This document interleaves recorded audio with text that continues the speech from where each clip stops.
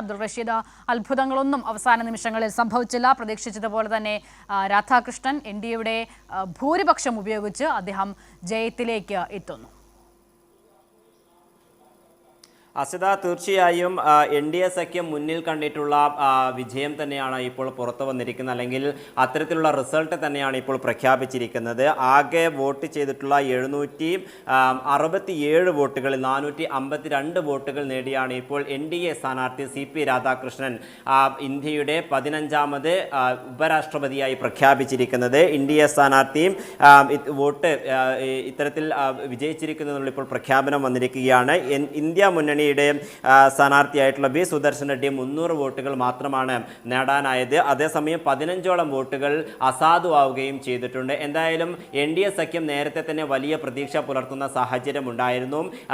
YSRPയുടെ അടക്കമുള്ള പിന്തുണ NDA സഖ്യത്തിന് ഉണ്ടാവുകയും BJP അതിൽ വലിയ ആത്മവിശ്വാസം പുലർത്തുകയും ചെയ്തിരുന്നു. എന്നാൽ YSRPക്ക് പിന്നാലെ മറ്റു മേഖലകളിൽ നിന്നും മറ്റു MP-മാരുടെ കൂടി പിന്തുണ ഇപ്പോൾ CP രാധാകൃഷ്ണന് ലഭ്യമായിട്ടുണ്ട് എന്നുള്ളതാണ് നമുക്ക് ഈ കണക്കുകളിൽ നിന്നും വ്യക്തമാകുന്നത്. എന്തായാലും 422 വോട്ടുകളുടെ പൂർണ്ണ പിന്തുണ നേരത്തെ തന്നെ CP രാധാകൃഷ്ണന് ഉണ്ടായിരുന്നു. ഇതിന് പിന്നാലെയാണ് ഇപ്പോൾ 452 എന്ന ഉയർന്ന വോട്ട് ഇപ്പോൾ CP രാധാകൃഷ്ണൻ വിജയിക്കുകയും ഇത്തരത്തിൽ 15ാമത് ഉപരാഷ്ട്രപതിയായിക്കൊണ്ട് CP രാധാകൃഷ്ണൻ NDAയുടെ സ്ഥാനാർത്ഥിയായി വിജയിച്ചു വരികയും ചെയ്തിട്ടുള്ളത്. എന്തായാലും തമിഴ്നാട്ടിൽ നിന്നുള്ള പഴയ ഒരു MP കൂടിയാണ്, മുൻ MP കൂടിയാണ് ഇദ്ദേഹം. എന്തായാലും ദക്ഷിണേന്ത്യയിൽ വലിയ മുന്നേറ്റം കൊണ്ടുവരാൻ വേണ്ടി തന്നെയാണ് ഈ തമിഴ്നാട്ടിൽ നിന്നുകൊണ്ടുള്ള ഒരു BJPയും അതോടൊപ്പം RSS പ്രവർത്തകനുമായിട്ടുള്ള CP രാധാകൃഷ്ണനെ NDA സഖ്യം മുന്നോട്ട് കൊണ്ടുവരികയും മത്സരത്തിൽ വിജയിപ്പിച്ചെടുക്കുകയും ചെയ്തിട്ടുള്ളത്. എന്തായാലും അടുത്ത വർഷങ്ങളിൽ തമിഴ്നാട്ടിലടക്കം